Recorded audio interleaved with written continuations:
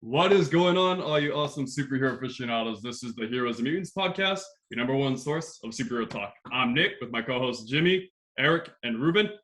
Very exciting episode today. Before we get started, I know you guys are seeing something that's quite unique and something that's quite new.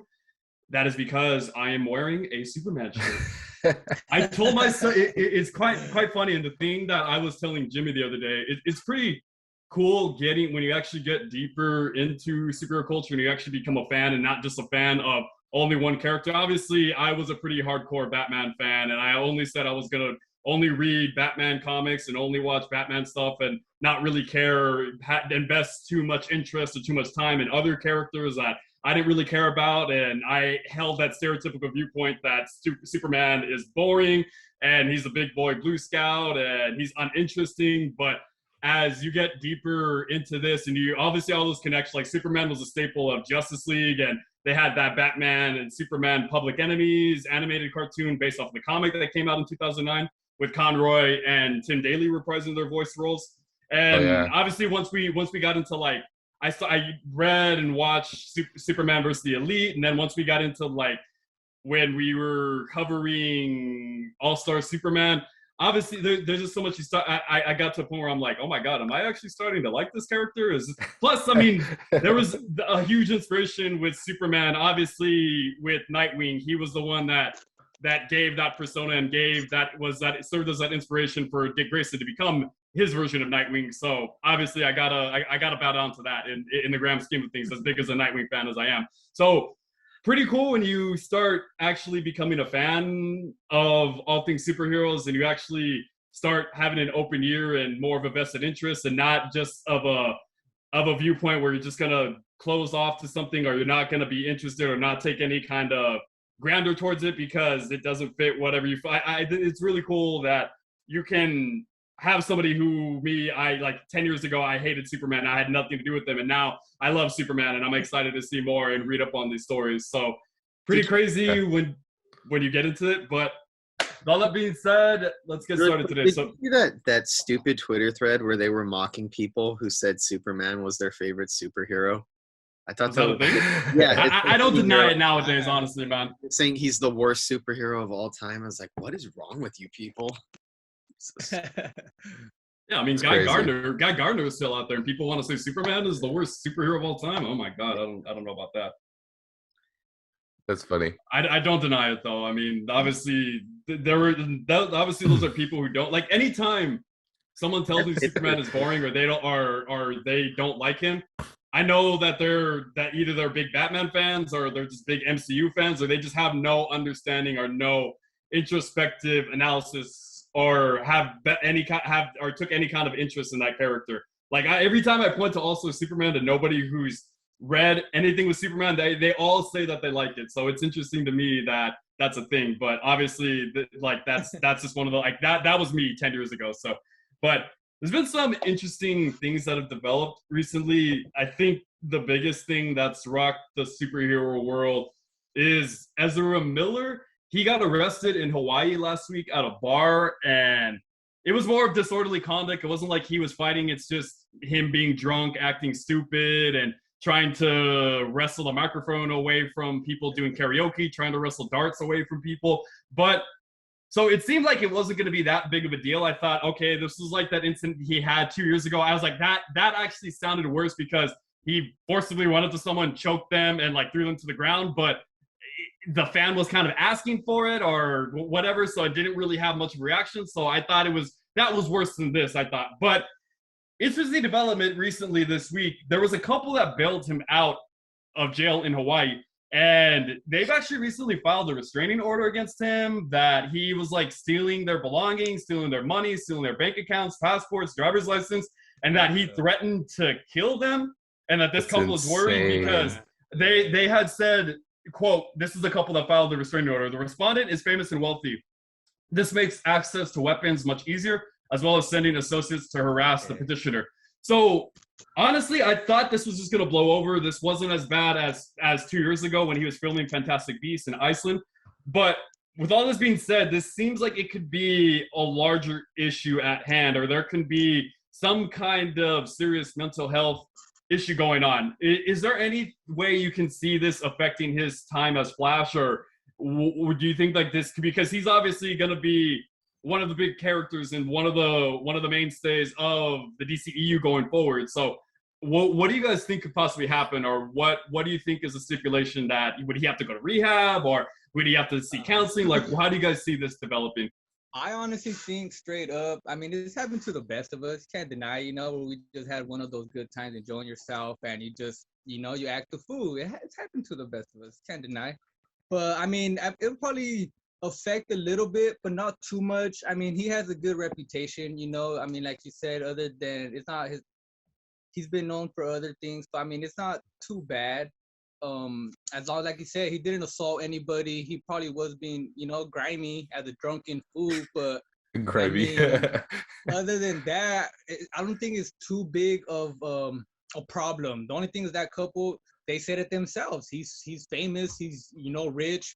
They're trying to say he has access to guns. That's crazy. It might be true, but it's crazy. But hey, he's rich. He has money. So why are you attacking him? Are you gonna sue him for something? I know you just got the restraining order, but I mean, are you just trying to make him look bad because he's making a movie soon? So I mean, I'm still looking forward to the movie and see what happens afterwards. But I don't think it's gonna be too big of a problem, in my opinion. Mm-hmm. What do you think, Eric? I think it's gonna be a problem. Yeah. Well, because personally, like, I don't know, there's something to that, like obviously we had the whole Johnny Depp situation too, right? With Amber Heard, and he got removed.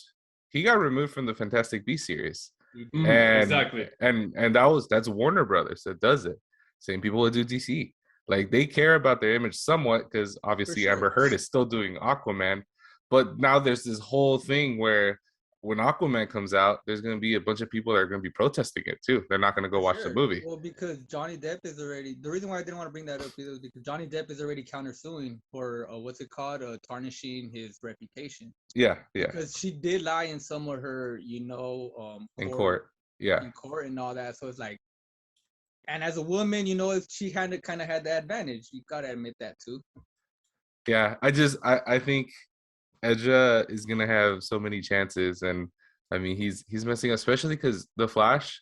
This is supposed to be the face of DC moving forward, exactly. And so that's not gonna work, and I don't think it's gonna work. Like I know I always compare it to like the MCU, but like the most we've gotten out of the MCU actors of like them acting up was probably what's his name, the guy that plays Hawkeye, and there's these allegations, right? No, yeah, there's these allegations around him about something about, I don't know, from his ex-wife or something. Yeah, right? It was like at-home disputes and something, and all that was went to court, but it got dismissed. So, and that's the most we heard about those actors, about stuff that they were doing bad. Or I think the other one was Chris Pratt openly supporting a anti-LGBTQ church, but like we're not hearing stuff like this. This is like TMZ worthy stuff. Yeah, right. Like this is going to be notorious. I wasn't even aware that Jeremy Renner had a controversy until you told me this moment. So that just shows you how minor. I mean, I'm not saying that just because I didn't hear about it wasn't. Exactly. Yeah. I didn't hear anything about that. Yeah, I just think it's nuts how. I mean, DC can't catch a break, man. Seriously. For real, dude. But I'm in the agreement with Eric. I think it can. This is something, I think when it first happened back in Iceland, when he was filming Fantastic Beasts, I think this was something that they were keeping tab. But then the pandemic happened, and then I don't know if he really suffered any kind of ramification or any kind of consequence from it. And especially because I think what didn't make it as bad was the person was asking for it and they didn't really respond. They kind of just let it happen and fell over. I think when you take all that into consideration, and with the pandemic happening soon after that, I think that just kept it under, it just all got swept under the rug. But with this, and especially because he's supposed to be the face, we know that Cavill probably isn't coming back. We know that Affleck is talking, like there's rumors he could be coming back. And aside from Keaton, I would say Keaton and Miller are supposed to be the faces of the DCEU going forward. It feels freaking weird to say that in the same sentence, honestly. But so I think with this is he's gonna have more chances. I don't think now is they're really like, oh, he's not gonna be the Flash anymore. This isn't as bad of a situation like Johnny Depp. Although I think that thing, obviously Amber Heard spewing out that, oh, he did this, he did that, and then when those recordings got released, we come to find out that she was more volatile and she had a bigger hand in what was happening and threatened to destroy his career, and no one's gonna believe you if you do this. So I think that was BS, honestly. And with this, I do think there's going to be stipulations in his contracts to go to rehab, to see counseling. Yeah, I agree on, but I don't think that's what I meant to say. Is like he's not going to be too harsh. I don't think it's the end of his. I don't think it's the end of him yet. No, definitely not. I think he's on thin ice, though. I think if one more incident pans out, then that might. As of right now, I don't think it's the end of it, though. They're kind of treading hot water. Yeah. I mean, like 3 strikes. Yeah.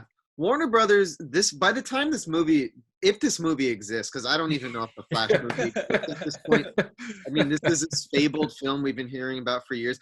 By the time this gets released, if it gets released, because I don't know what Warner Brothers is up to, but by the time it gets released, it'll have been 5 years since it was supposed to be released.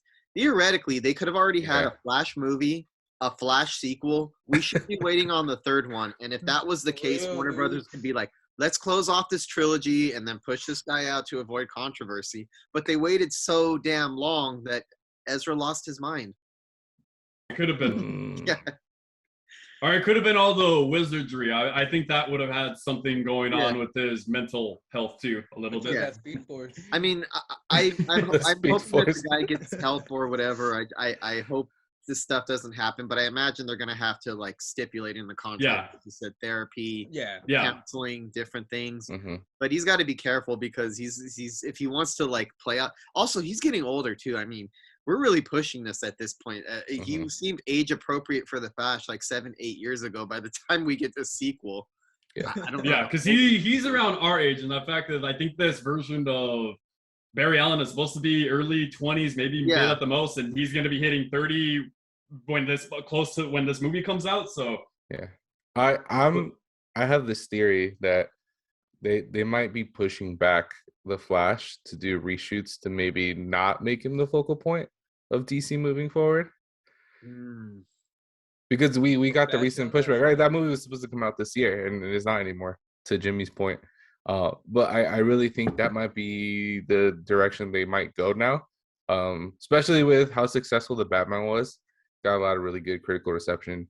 And now maybe they can kind of make that the focal point of the DC moving forward. They obviously still have Aquaman, Wonder Woman, and we've heard in interviews and stuff that they're focusing on who are the other two? Batgirl and filming. Yeah. The other movies, Batgirl and the female Justice League. Oh yeah. Oh, so and then Supergirl. Supergirl, yeah. So I think they are trying to pull away, maybe start removing Ezra Miller from the DC. Because I mean, if it's problematic, it makes sense for them to do some reshoots and not continue the Flash's story.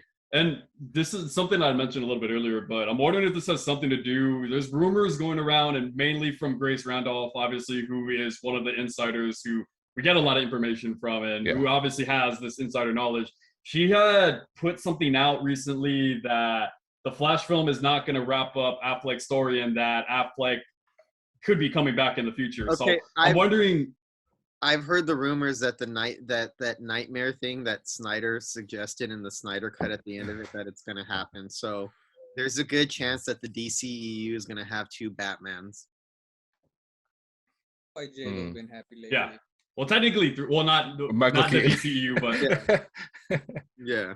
But with all that being said, I just really hope, because this obviously is something that isn't just a random isolated incident. When this happened 2 years ago when he was filming Fantastic Beasts in Iceland, obviously you could have just said, oh, that was a random isolated incident. He was drunk. Maybe he was high, whatever. But with this incident, and then knowing too that there was a lot of reports that he had gotten kicked out of bars this whole month, and that it wasn't just this one random time too in Hawaii.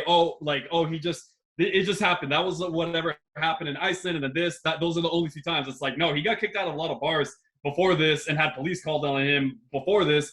And now with this couple filing the restraining order against him and him threatening, so far allegedly threatening to kill them, I really think it speaks at a larger issue with him. And honestly, at this point, I'm not saying I'm not concerned about what's going on with the DCEU or going on with this Flash film, or that I would really like to see him as a Flash. But more than all, I just hope that his mental health is in order, and whatever problems and issues that he has, he's getting them resolved, or that he's seeking help with them, because it just seems like this is part of something bigger, whether it's mental health, substance abuse, or whatever. I don't know. I just really hope for a young, talented actor as him just gets it together, because he has a long vested career ahead of him, and you would hate to see it get derailed for any reason because of these things going on. Agree. Yes. So, and then moving on from that, we have also recently seen some new concept art that was released surrounding the Batfleck-led DCEU film that was going to have Deathstroke, Joe Manganiello as the main antagonist. We saw some concept art for the bat suit. There was like another kind of Arkham Knight inspired cowl where he was like, instead, not an Arkham Knight, where he wears like a underpiece, and then the helmet like snaps around in place, kind of like an Arkham Knight, where he puts it on and it locks into place. So that was really cool. The bat suit looked pretty cool. And then we got an updated look for Deathstroke's costume, or what would have been Deathstroke's costume. That's a little bit more of a sleeker, slimmer design as opposed to what we got in the Justice League theatrical cut and Justice League the Snyder cut. And we also had some details that Manganiello released last year, saying that Deathstroke was going to be portrayed as a horror movie villain, and also saying that some of the regular characters who showed up in Batman and Batman films were not going to make it through. So it was going to be a cleaning house in a lot of ways. Manganiello further went on to say at one point there was an action sequence in the middle where Deathstroke just completely mauls Batman and Batgirl at the same time. Just the 2 of them against Deathstroke are no match. And he just mops the floor with them, and they narrowly escape. It was definitely going to be a lot of fun. And that there were also going to be a lot of characters from Batman's universe that were going to die, and that Deathstroke had some kind of vendetta against Bruce Wayne and was going to be looking to destroy him as Bruce Wayne, as Batman, and just in every possible way.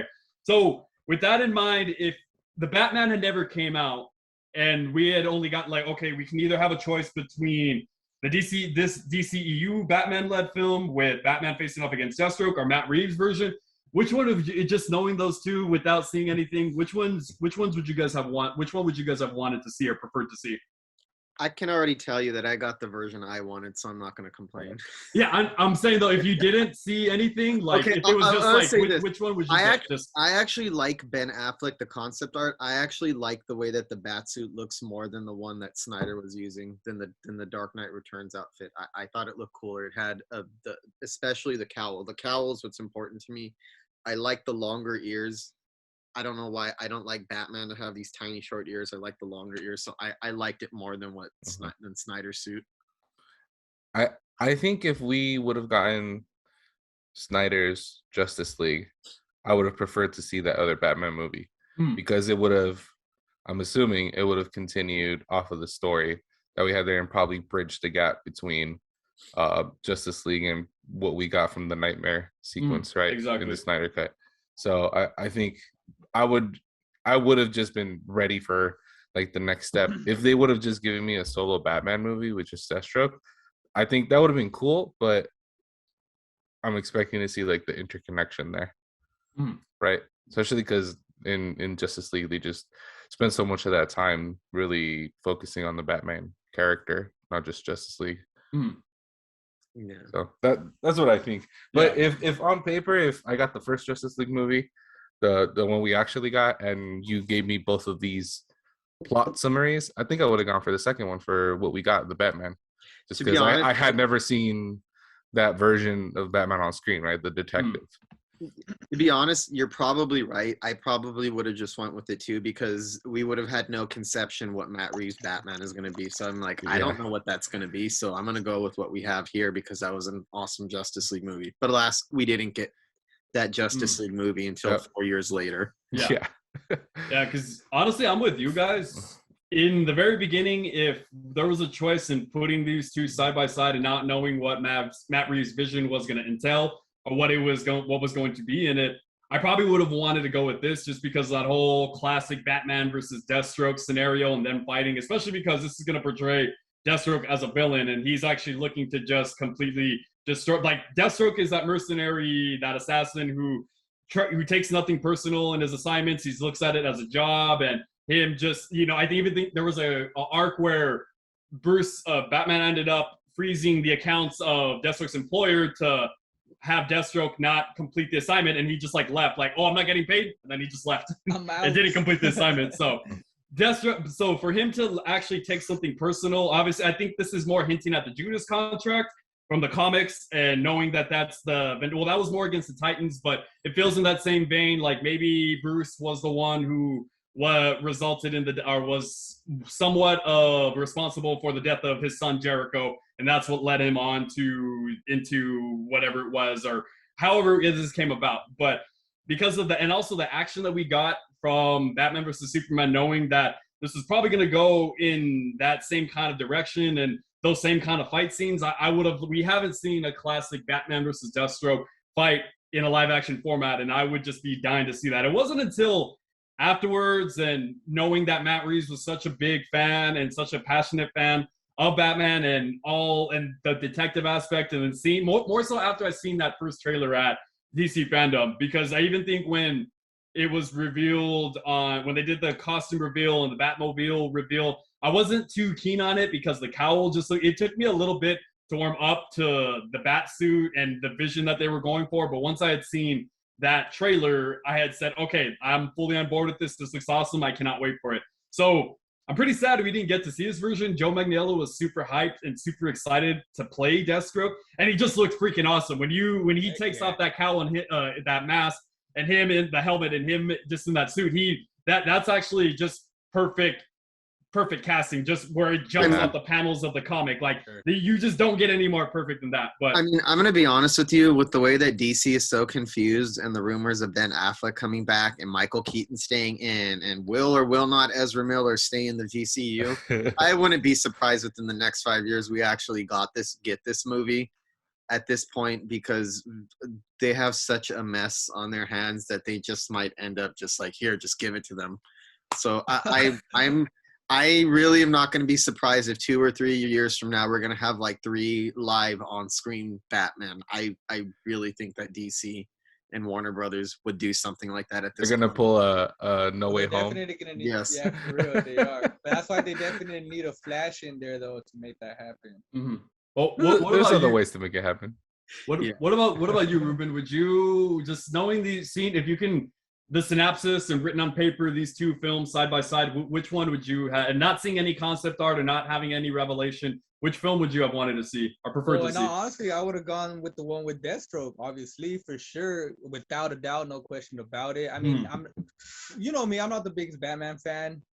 Really? Man, like your shirt, Nick. You're looking good today, baby.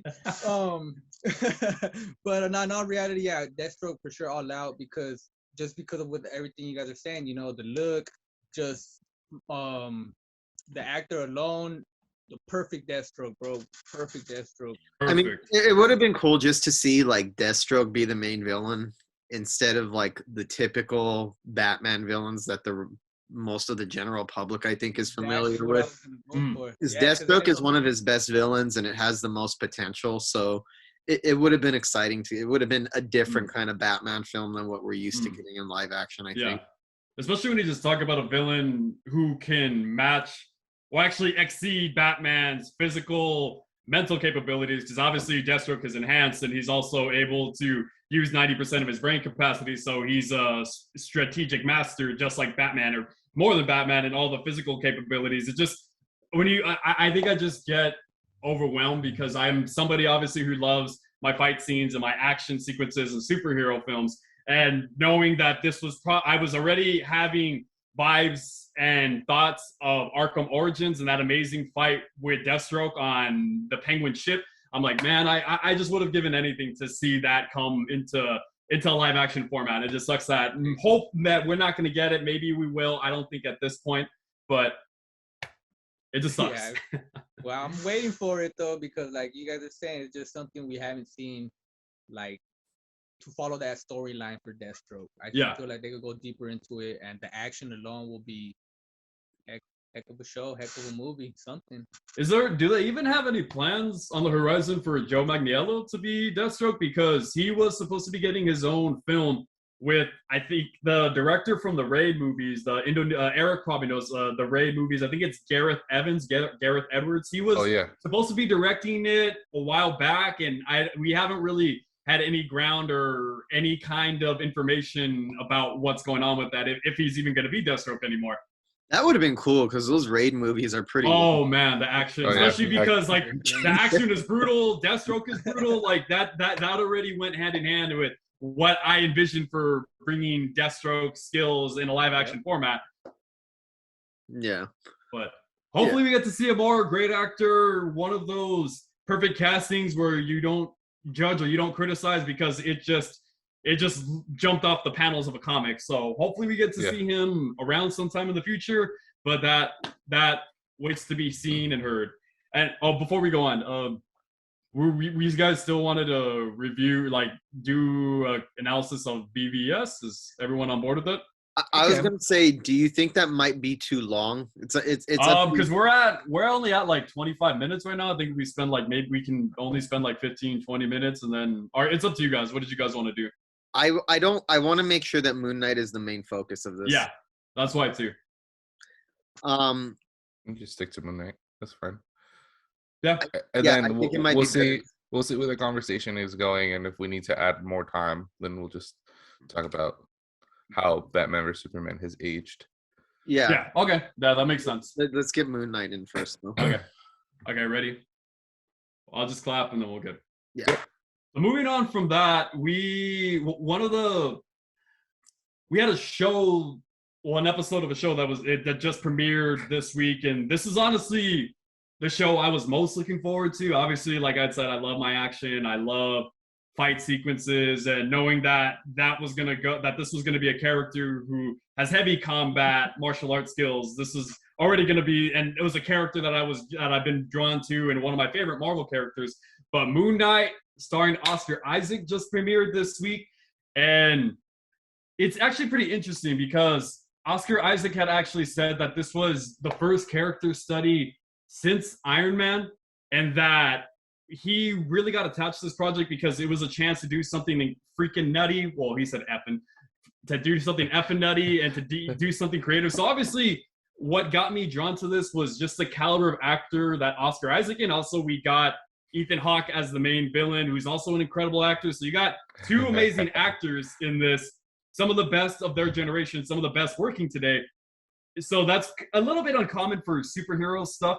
And one of the things that they really tapped into, that they really dove into straight ahead, we got that awesome opening sequence where the villain, Arthur Harrow, Ethan Hawke, where he's doing this ritual, he's breaking glass, he puts it in his shoes, and he walks on the glass and goes throughout his day, either part of a ritual or part of a way that he's able to sustain his powers. But the thing that really excited me was that fact that you could, this obviously leans straight into the Egyptian mythology, which was what made this show unique, in my opinion. So tattooed on his arms that we see in that opening sequence are scales and the mouths of crocodiles, as well as the hand. And there was also crocodiles on the handle of his cane, which represents the deity he serves, Ammit.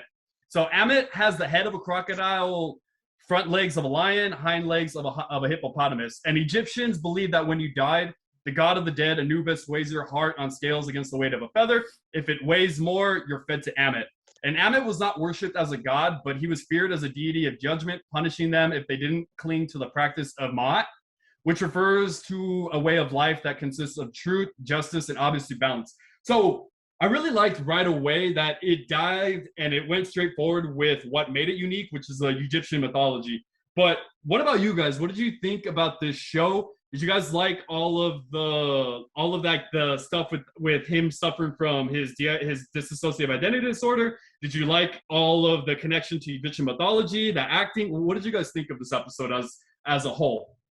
I liked it quite a bit, and I think it's very intriguing. I thought it had an awesome opening. I think that's a very attention-grabbing opening. The way that he just kind of like breaks the glass and puts And it. then we see all the connection to Egyptian mythology. Yeah, I was a little shocked by that. I was like, I didn't expect it to go there, but I like the way that it's playing out so far. I'm really surprised that they only dropped one episode because that's such an uncommon thing now to premiere with one episode. I thought there was going to be at least two. So I'm not going to lie. I was kind of like ready for the next episode right after. But I dig it so far. I think the acting is great. I love what Oscar Isaac is doing. I especially love Ethan Hawke. That guy's such a good actor. Great actor. I like all the Egyptian mythology angles. I think it's very intriguing so far. And it seems kind of dark for Disney Plus. I mean, Moon Knight's a dark character. Yeah. But Moon Knight is a very dark character. I'm just surprised to like open up just that opening scene. I was like, they put this on Disney Plus, and by guy putting barefoot walking in glass. But I'm really looking forward to where this is going. Me too. What about you, Eric? I think as far as like the other MCU shows goes, this is the best pilot episode I've watched out of all the shows. And I think it does a really good job of introducing you to the character and the situation he's in. It was really cool how they did it too, where obviously he has multiple personalities, but you're only seeing one, and you're kind of living the story through his eyes, and like the confusion that he's experiencing is the same confusion that you're experiencing as a viewer. And I thought it was really clever how they did that. We were like, what the heck is going on? It's like 2 days later now, and he's appearing somewhere else.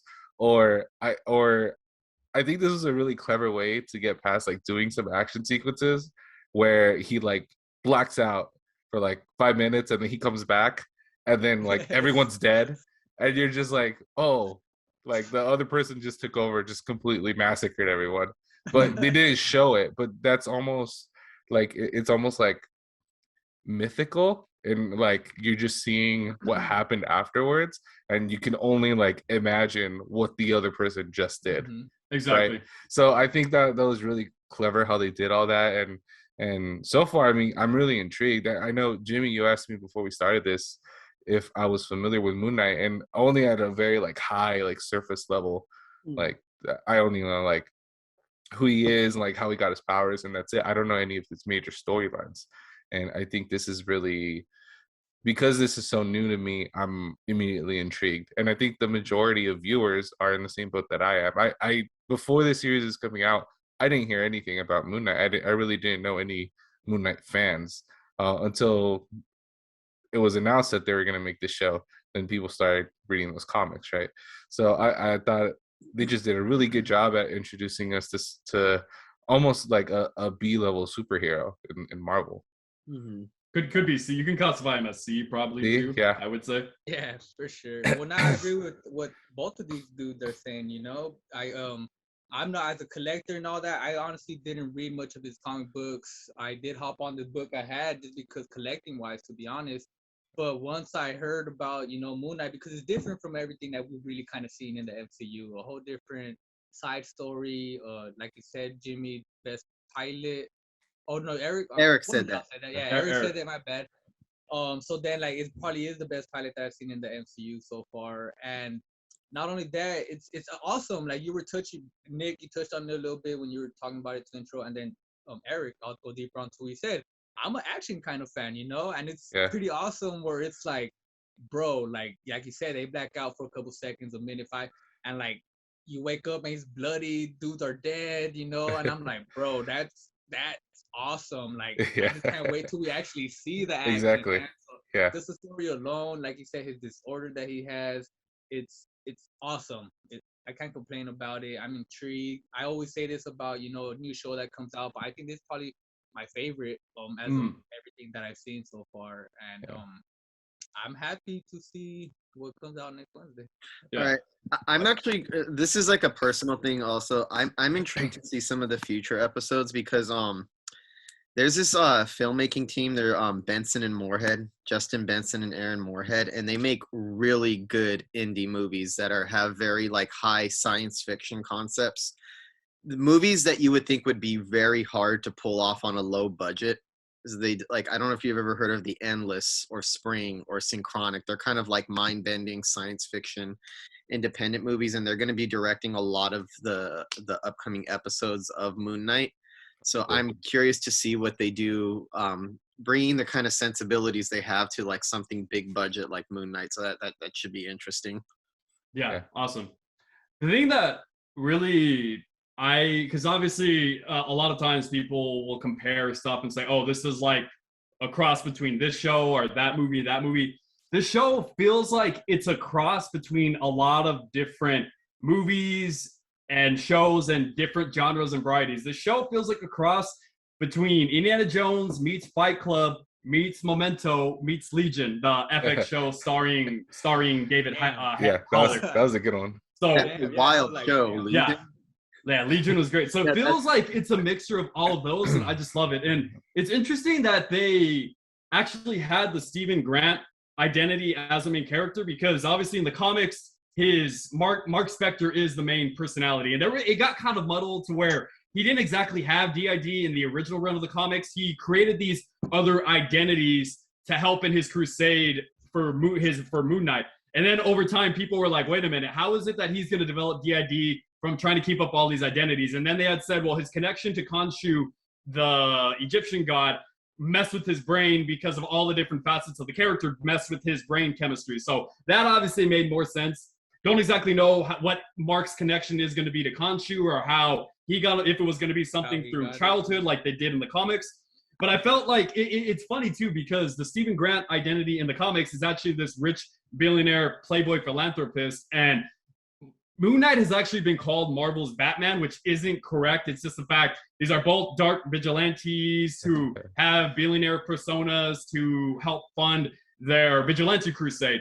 And I thought that was an interesting thing that they did, where they obviously didn't go with the billionaire persona because that was going to just further those connections and those comparisons to Bruce Wayne and to Batman. Yeah. But I also felt like this is one of those instances where it's not like the comics, but it works for the story that they're telling, that Stephen Grant is just this mild-mannered, weak, socially inept, socially awkward gift shop employee, because he feels more relatable, and you feel more sympathy for this character and the things that, and he obviously, him going through DID and all of the manicness and all of the hysteria, craziness going on with it. I feel like that allows the audience to latch onto this character and to root for him because of this crazy world that he lives in. It makes sense that they would make the changes that they would make. Like I was saying before the show, with the character like Moon Knight, who's a lot more obscure, and even a lot of comic book fans aren't necessarily familiar with his mythology. I think you have a lot more room to kind of play with this and kind of modify it to fit whatever the story needs to be, because there's not going to be as much fan outcry as if you were to like take a very established superhero with very identifiable traits. People have very strong, people have very strong ideas about Superman and Spider-Man. I don't think people have too strong of an idea about Moon Knight. For the most part, I know that there are some comic book fans. Yeah, but with all that said, it still feels faithful to the spirit of, and that's something we talk about a lot, like where they can take creative liberties, they can change up storylines, change up any kind of dynamic that they want, but that it still feels faithful to the spirit of the character. And I feel that is still very present and still very identifiable with this character. And moving on from that, did you guys feel that? So one of the interesting things was, obviously we see with the Stephen Grant persona, we see him calling his mom. We see you feel like that's just like it. Obviously, Mark is going through a lot of charade, is going through a lot of trouble to keep up that act. So that way, Stephen doesn't have any idea what's going on. Do you guys feel that he's the one that is making like a voicemail box or something, or sending the postcards to him from his work so that he doesn't have any idea what's going on? Damn, I think that'd be a mind. Yeah, I think so. Also, I want to point out, it seems so funny how like Mark's voice in his head, like when they're talking to each other when they're like out in the Alps, it reminded me so much of the Venom voice right, from the movies, where he's like talking to him and it's his voice, but just like a little deeper and raspier. And I just thought that was so funny because immediately when I started hearing that voice, I'm like, oh, this is kind of like Venom. So it's funny how you say that. And even at the point where he was like controlling him, right? Where he didn't want to give that thing over, the scarab, the scarab, and it's like controlling him, and it's still somehow controlling his body. So I think obviously they're taking some liberties with DID, because I remember, what was that movie, Split, where they like dove deep into DID, but they try to keep it as truthful as possible to people that actually have DID, and where they have to like work with therapists to like help transition from one person to the other and talk to them. Obviously this one's taking more liberties with it, and it seems more, I mean, going on with the Venom thing, more like a parasite that's in his head, something like attached to him, and I don't know if it was like the Mark persona that attached or whatever is going on in there, but or Khonshu probably has some kind of big importance of what's going on. So what I think is, I think Mark is kind of like trying to be the caretaker of the body and trying to make sure that, what's his name, Steven? Yeah. Steven, he's trying to make sure that Steven's fine, that he's okay, that he just goes to work, that he like doesn't realize what else is happening here. But I think in the future episodes we might get episode all from Mark's point of view instead of Steven's, and we might be able to see kind of what he's working on, because he's obviously not just like on a mission, like he set up a date, right? Like he is also at the same time possibly trying to live his own life. Yeah, exactly. So I don't think he's just kind of the like in the back trying to control everything, and there's like this big conspiracy. He knows everything that's going on. I don't think he does, and I'm assuming that with that we'll probably get three total characters, because all the posters and all the commercials and stuff we were seeing, we really got 3 characters that we were seeing throughout. Exactly. So I think that's where they're kind of going with that. So yeah, I think as far as Mark goes, I think he's more just trying to be like the caretaker and trying to balance everything.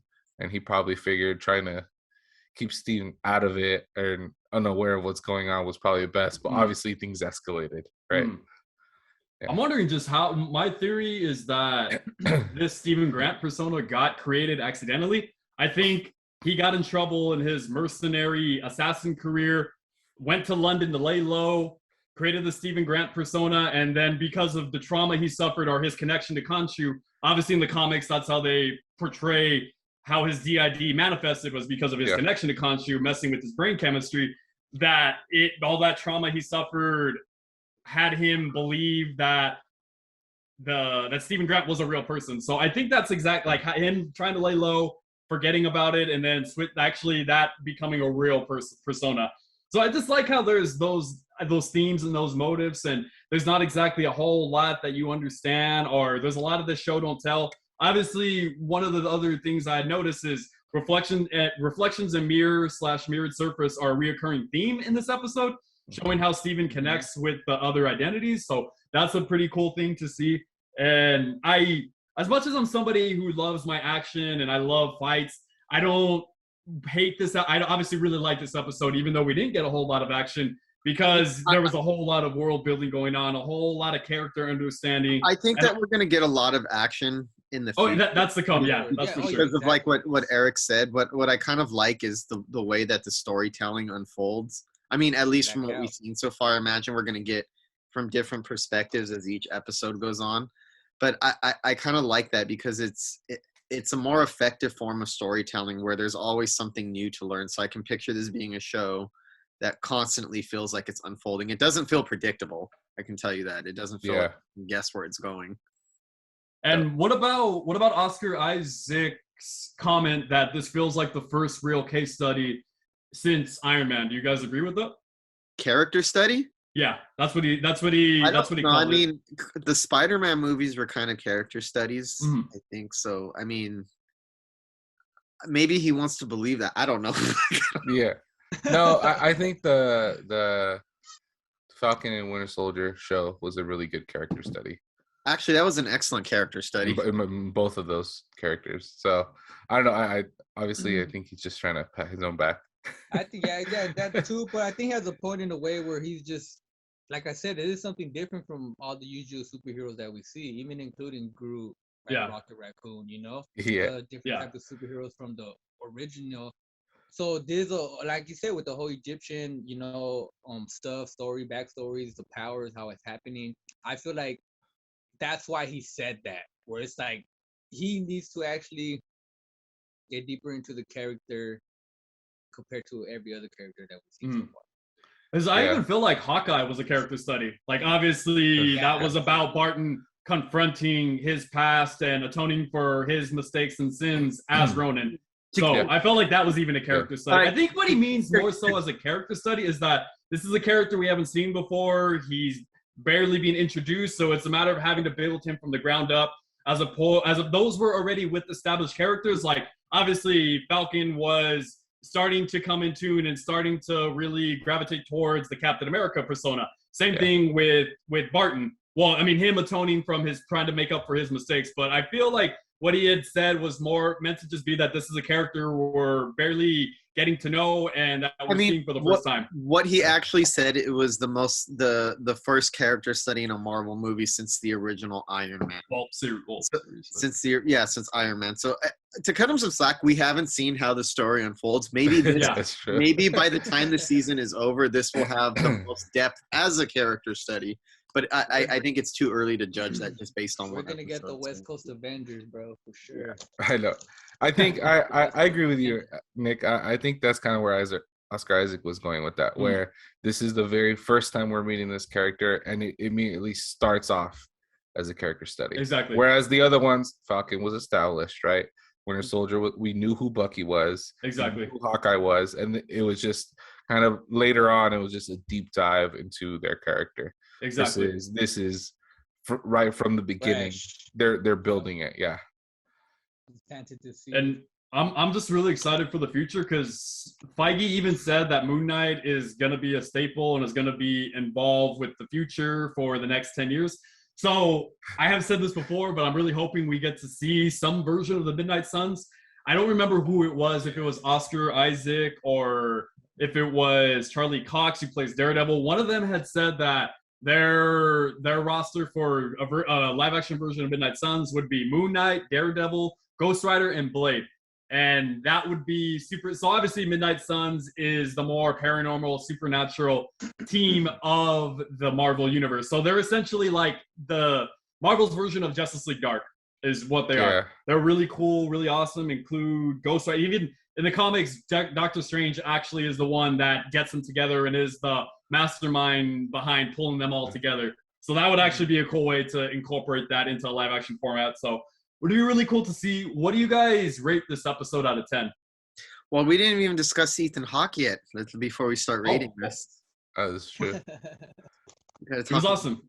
A little bit I think Ethan Hawke did a really good job in his character. Like, it's still so mysterious, and what I thought was cool is that scene in the end when they're in the museum. He obviously has all these people that follow him, but he didn't attack, right, the main character. It was just kind of, he said, let him go. He needs to figure this out. So I still don't know if he's the antagonist of this show. He might just be kind of a catalyst pushing it forward. Here's what he's described it. He's Ethan Hawke has described Arthur Harrow as a mixture of Carl Jung, the psychologist, Cuban revolutionary Fidel Castro, and the Dalai Lama. And I could actually see those inspirations. He's a pretty cool villain because he seems like he believes that he's a good guy, or he believes that he's a good person. And I think that his kind of calm demeanor and the way that he kind of gives out judgment those moments where he's like holding the old lady's hand, he seems like he's not carrying out evil acts. He believes that he's actually doing good. And it's a very intriguing angle for that. Well, even like when the woman says, like, I've been good my whole life, and he says, I believe you, but maybe there's something in your future. Amit sees something else, and she's already old. Damn, poor old lady. That's how I was like, okay, like, damn. Yeah, I think he, just from the opening sequence and what we've seen of him so far, it's been pretty cool. And then seeing him in interviews, Jimmy, I remember he had mentioned that. And I know, obviously, when you go through like the Tonight Show and all those interviews, they bombard them with questions trying to figure out what else is happening. And I remember one question, I think it was like Jimmy Fallon asked them, was like, a lot of fans are theorizing that you're actually going to come out to be Dracula. I was hoping. Yeah. So, I mean, I think that's still up in the air because this character doesn't exist in the comics, does he? No, he's a very like one-off character. He appears, but he's like a Nazi-era scientist who conducted experiments at Auschwitz. So he didn't have a significant role like he does here. He wasn't like a main villain of the Moon Knight mythos. Which is why it could lead up to him becoming Dracula. Hopefully. I think it could be also a fair bet that he could be like an avatar for another god. Maybe he could be like Amit's avatar, or he could be one of the Ennead's avatars. Obviously, the Ennead, they went over like the 9 super gods that he was talking about, that Steven was talking about on the poster. They also have avatars. I feel like they're going to be coming into play into the story. So he could really, I was hoping Dracula, that would make more sense and really be that further Midnight Suns kind of influence also. But this is a really great actor, one of my favorite actors around. I'm going to throw out a crazy theory here, guys. So the place where they were, where all this craziness happened, where initially they thought it was the Alps, but it takes more than 2 days to get back home, because that's what it took him to get back home. He thought it was Friday, it was actually Sunday. Yeah. I think they're in Latvia. And I think Ethan Hawke is actually going to be Dr. Doom for the MCU. That's a stretch. Yep. He could be. Yeah, that is a stretch, but I mean, the talent. I think he can pull it off, especially with what he was saying of where he draws his inspirations. That is a very close personality to who Dr. Doom is in the comic books. You know, I think I mean, it might be a stretch, but I wouldn't be surprised if this wild theory turns out to be true, because I think the MCU has been going so long now that with like obscure characters like this, they need to be able to plant these really big surprises that are going to like really have fans swooping and like really grabbing attention for the future of the franchise. So I don't think it's as crazy as it sounds, actually. I think the only thing that really gives it merit, or the thing where I'm in agreement on, is because this is Ethan Hawke. He's a great actor, one of the best actors around. And you can even see that when he talks, everybody listens. He has a lot of conviction, and he has a lot of authority with everything he says, and people bow down to him. So that feels very Dr. Doom-esque, and that's where I can see it. The only thing I'm thinking is, where's the accent? He doesn't have no accent. Dr. Doom has an accent. Yeah. He could develop one. He could be in disguise or something. Yeah, but if he's not revealing himself to be Dr. Doom, right, exactly, he's not going to be giving you the. Well, I feel like he's in the same range where Steven is at. You know, where they both. Have you noticed how they're both into that Egyptian mythology? Yeah. One is just like, you know, sounds crazy because of Stefan, but one has it under control because I feel like he knows what's already going on. Like he hears that voice. Remember, he says, "You hear that voice and all that." Oh like, yeah, he knows it sometimes. So it's like I feel like he's under the same thing where he has someone that takes over his form, but he just lets it happen more than Stephen does. Yeah. Obviously, just a crazy theory, but do you think, is there a possibility maybe they would change, if he is Dr. Doom, if he could be Dr. Doom, do you think maybe they could change around like how he gets his powers, that he gets his powers from like an Egyptian god? Is that something that could be believable? I've never seen Dr. Doom wear sandals like that, like in the beginning of the film. At the beginning of the show, you just see him putting on his sandals, his huaraches. From Guadalajara. My friends is like, what? Yeah. No, dude. I was like, I don't know. Dr. Doom might be seen him, like God. Then that's his God version, I guess. But. No, in the Deadpool series, I forgot which one it was. Deadpool shows up to kill Dr. Doom, and he's wearing like a robe and slippers, and he still has his mask, his Dr. Doom mask. Well, he's Dr. Doom. He doesn't have to fully dress up to be intimidating. But it just, I don't know. It's a fun theory I put out there just because I'm always trying to figure out what's happening next, right? Yeah. So and if it doesn't turn out to be him, I think I'm still intrigued enough to see the story. Yeah, that's for sure. The reason why I feel like it's a little bit of a stretch is because there's rumors where he might come out in Black Panther 2 as well. Yeah. Minor, minor something. Yeah. I feel like Submariner is gonna come out in that one for sure. But honestly, because I feel like he is probably one of the better actors, maybe with the exception of like Vincent D'Onofrio or maybe a comparable actor. He's probably the best actor who's been cast as a villain in one of these MCU Disney Plus series.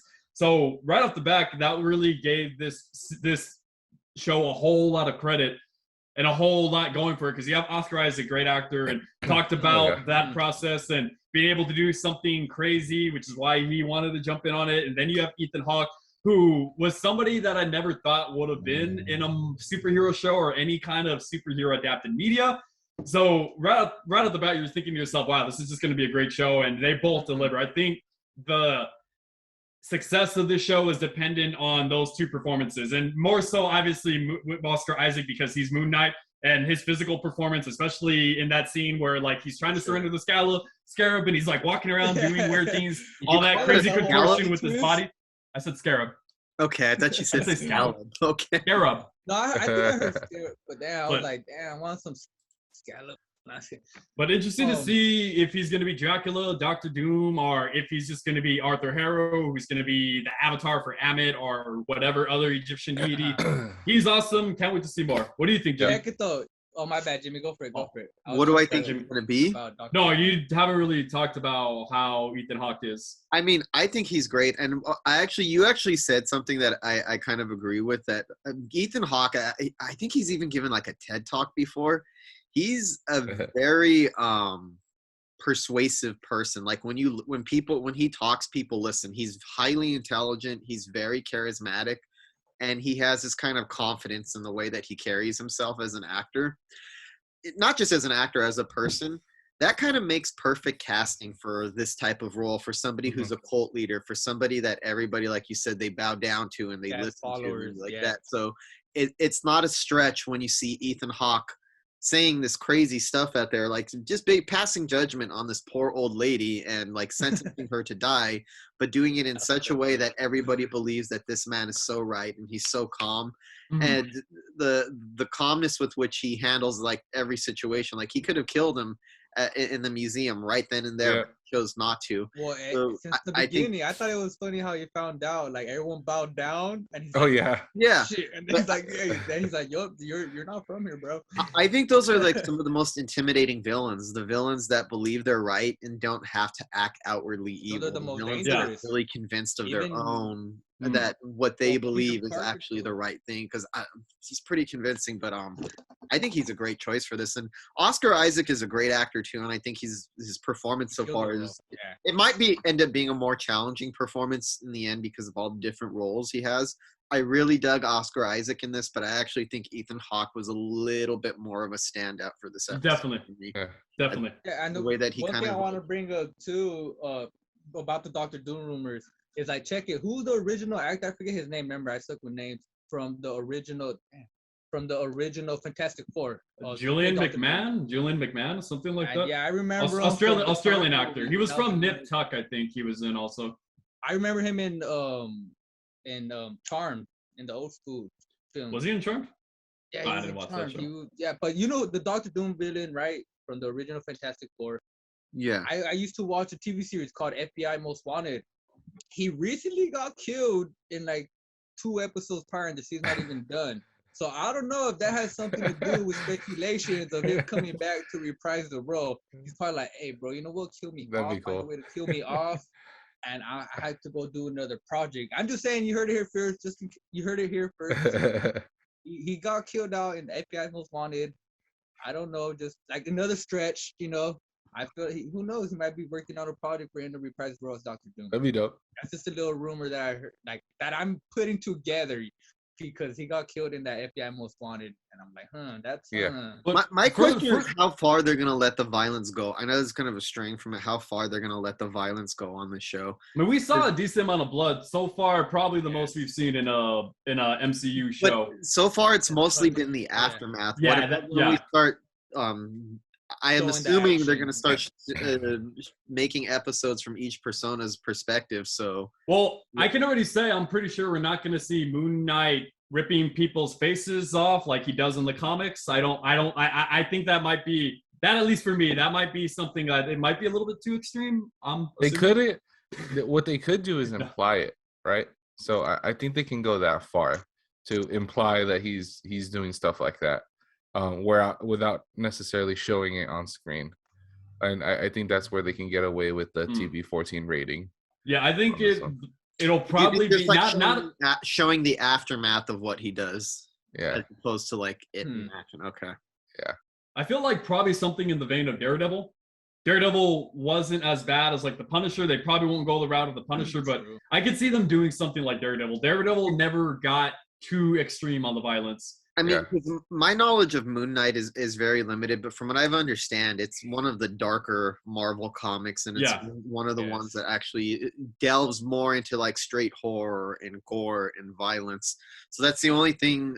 I wouldn't say it's a concern because it's a good show and whatever. I trust what they're doing with it, but it's just interesting to me if this had been a Netflix show as opposed to they probably would have gone further. Would have been.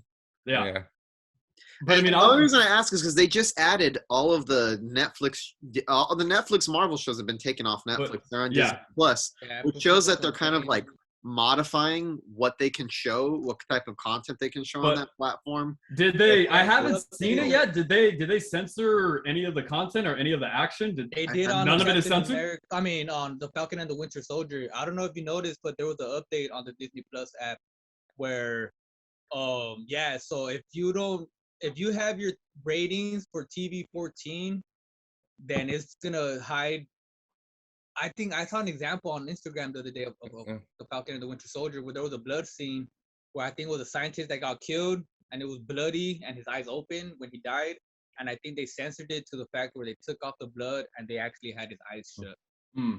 So I was like, Disney Plus is because the parents complained when those Netflix series were coming to Disney Plus because they're like, these shows are a little too dark. You say you're family friendly, like. And just put the parental locks on, damn it! Like, that's what I'm saying. They have them, but they saying like not.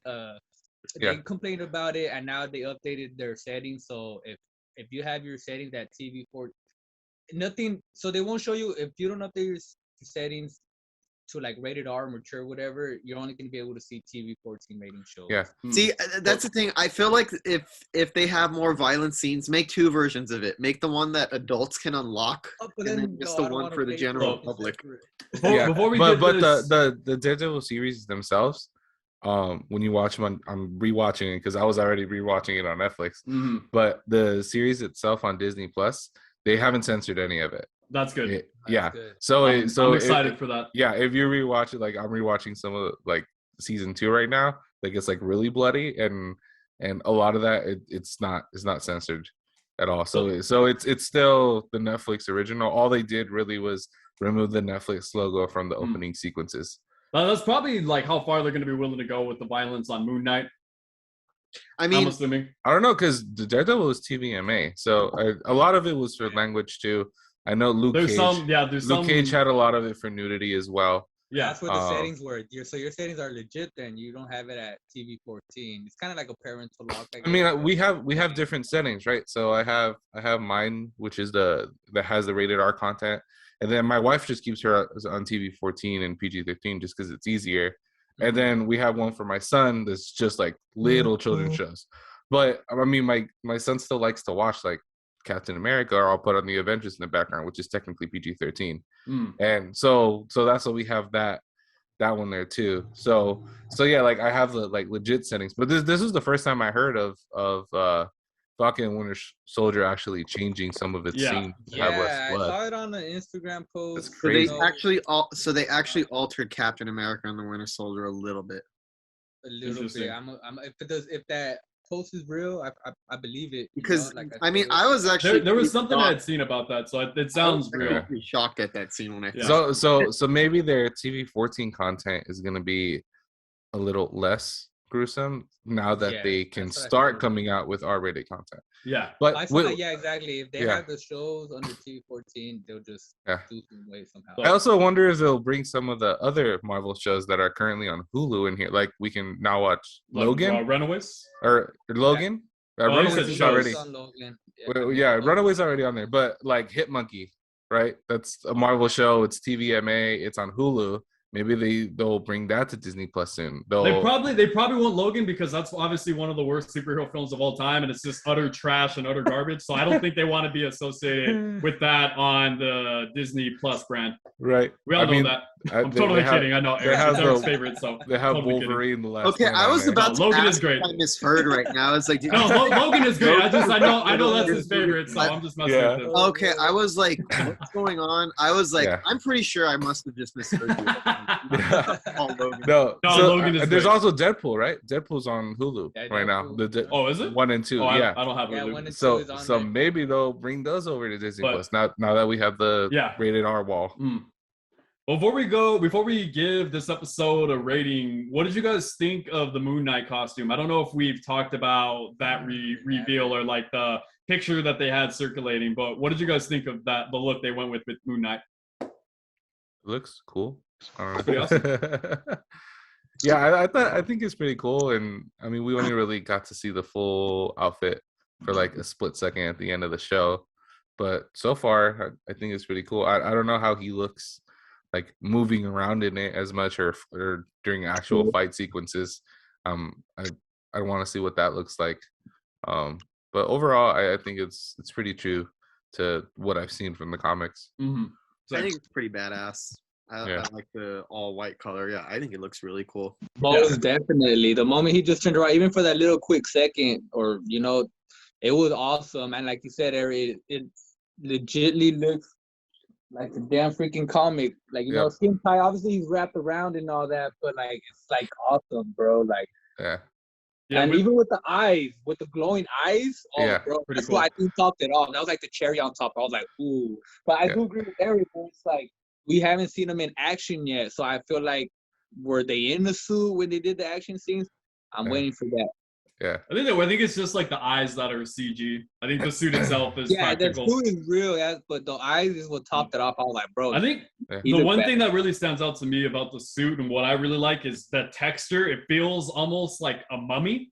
The way that they wraps around, it feels very, very mummy. So they're really diving into that Egyptian kind of theme with it. The other thing I'm hoping with the suit, I hope we get some kind of explanation for why he wears white. Like I hope someone asks him like, why do you wear white? It's so impractical to wear that at night. You can't blend in. People see you coming. Obviously, Moon Knight wears white because he wants his villains to see him coming, because it doesn't matter when they see me coming. They're going to be trembling. They're going to be shaking so much they're going to miss their shot. And I want them to know that I'm coming after them, that there's nothing they can do to stop me. Like, that is beyond freaking badass. Like, I love Batman blending into dark. Don't get me wrong, but for a character to be like, I wear bright because I want them to see me coming, because they won't be able to stop me no matter what. Like, I think that's ballsy. I like cool. That white. That's cool. But what if mummies actually, when they're wrapped, it actually is all white, But over time they just get dirty, obviously. Well, it's just like the texture of it, the way it's all wrapped around, it just feels like he's a clean mummy. Is what I'm trying to say. Clean mummy. He's a mummy that clean. Yeah, I like it.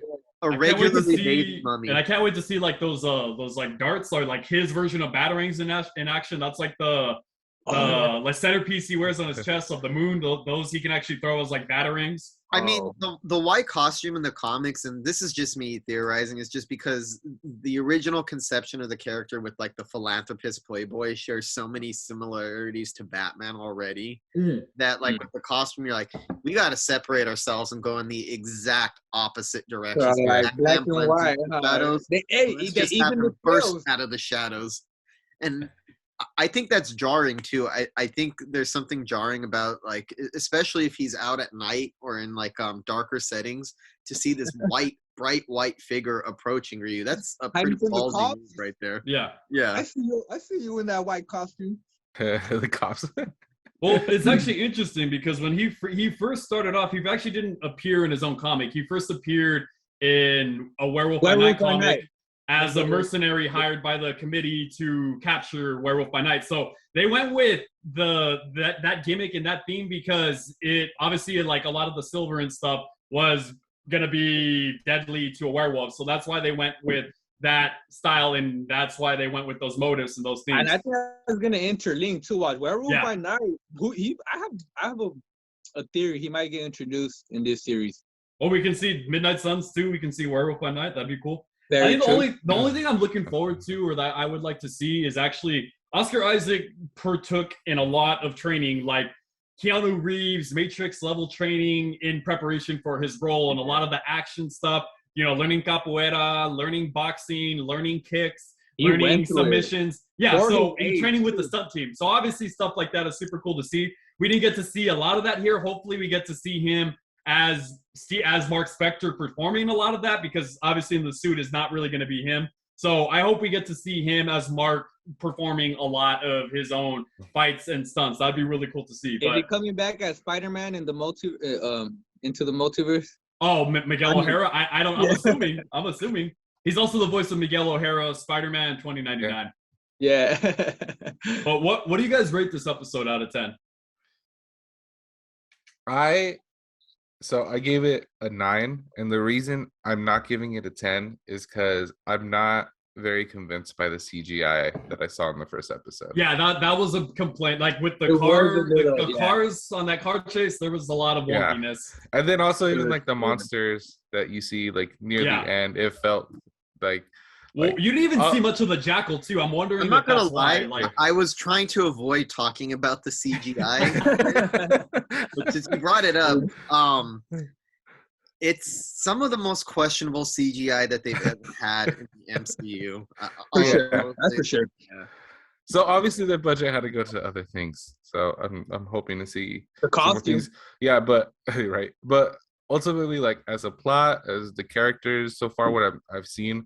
Like I really like all of that. So the only thing that kind of bugged me was the CGI. Yeah. But other than that, I think I'll give it a 9 for that. What about you, Jimmy? I'm gonna give it an 8.5 for now. But that's subject to change based on how the episodes play out too. But I think it's a really good. Still balancing the scales. What about you, Ruben? Balancing the scales. I'd give it I'd go with Eric. I'd give it a 9. If it's not a 9, it would be an 8.5, but I'm gonna give it a 9 just because it has me hooked, man. It has me hooked. Yeah. But the reason why I'm not with that 9.5 or 10 all the way out, I'm still waiting for that action, and I want to see how this personality, disorder, multiple personalities, dives in deeper into the story. Yeah. Because we know it's real. We know it's real. People do have it. People don't believe it, but this is just a different way of putting the superhero aspect to it. So I want to see how that plays out. I agree with you. I wanted to get past just the Venom voice in your head. Like, I wanted to get past that. Because that's why I'm like, remember earlier I said when you brought that up, I was like, I'm surprised you said it, or I feel when you said it, because I was at the comic book shop yesterday, just looking at the Silver Age, and some dude walks in with this, kid in the stroller. I remember it just like yesterday. And he's like, yeah, man, I don't know. Something about it just reminded me of Venom with the voice and all that. and then the whale's like, nah, bro, it's going to be deeper than this, But I was like, everyone has their own opinion. So, see, that's why I was like, I agree with what you're saying. Like, people are already comparing it to Venom with the whole back voice. But I want to get deeper into that story. Yeah, especially having an actor like Oscar Isaac. I think he can pull it off, right? Definitely. Like you already saw him pull it off a little with having different accents between the characters. Like one of them's obviously British, the other one has more of an American accent. So you're already starting to see it, but I just want to see how his actual how he shows the different characters. Because what I have to go off of, I mentioned it before, is the movie Split, and I think he did an awesome job of really showing the different characters. Just like from his facial expressions, you can see him go from one character to another, and I think. With how good of an actor Oscar Isaac is, I think he's going to be able to pull it off. I just want to see the story actually show that. Right? Exactly. With Oscar Isaac being an American, it's about time that a superhero that an American playing a superhero does a British accent, because all these British, Welsh, and Australian actors come in and hit the roles of American Spider-Man, Batman, and Superman. It's about time we got an American. Doctor Strange. Thor. Thor, I think he kind of uses his normal accent, kind of ish. Maybe a little British. He's still not full on American. He's still not American, but I'm just saying all of these American icons get played by a lot of British people. So Chris Evans, he's legit. Yeah. Most of the Spider-Man are English, actually. He's very. The only Spider-Man who's American is Toby. I mean, how bad? Oh, yeah. I mean, I don't think it would have been a good look if they cast a British person as Captain America. Even Superman, American icon, and Henry Cavill is an American icon. Hey, well, Henry Cavill, Superman's an alien. I'm not tripping. No, I know, but I'm saying though, the whole True Justice and the American Way. Well, I mean, obviously now it's the Way of Tomorrow, or what is it? I forgot. True Justice and the Way of Tomorrow, or whatever it is. It's not the American Way anymore, obviously. But I give this episode, I'm gonna have to agreement with Jimmy. I give it an 8.5. Okay. Very strong outing. Probably the best pilot first episode that we've had in an MCU Disney Plus show. I think just because of the CGI was a little wonky for me, and there was a little bit of a slow pace, but I really liked that. I just wanted a little bit more action. It really kind of kept me. I was just like, I wanted some fights. I just wanted to see somebody get punched. Or I feel you, bro. I feel you. But it has me hooked already. Man, same here too. This is really strong outing. Can't wait to see more. And we'll see if Eric's prediction on Arthur Harrow being Dr. Doom in disguise comes out to be true. And you heard it first on here. If not, then you heard it first on here that he's completely wrong. Yep. And now you heard it here first. If Reason the Dr. Doom comes back, you heard it here first. That too. That's all the time we have for today. Thank you guys so much for watching. And make sure you guys are following us on Heroes and Mutants podcast on IG. Like and subscribe, share with your friends. Make sure you look out for our next week's episode, because we are going to be talking about a true masterpiece in comic book films hitting theaters, Morbius. What I hear is God, I've already heard of superhero films ever made. Backlash. Oh man. Well, I mean, it's Jared Leto. He was the best. He was in He was in two of the best superhero movies of all time with Suicide Squad. I mean, do you remember that, Jimmy? That was released on your 26th birthday, and now Morbius. Thank you for aging me on the show, but okay. Well, you're not that old. But I'm catching that film tonight. But thank you guys for watching us today. We'll see you next time. See ya.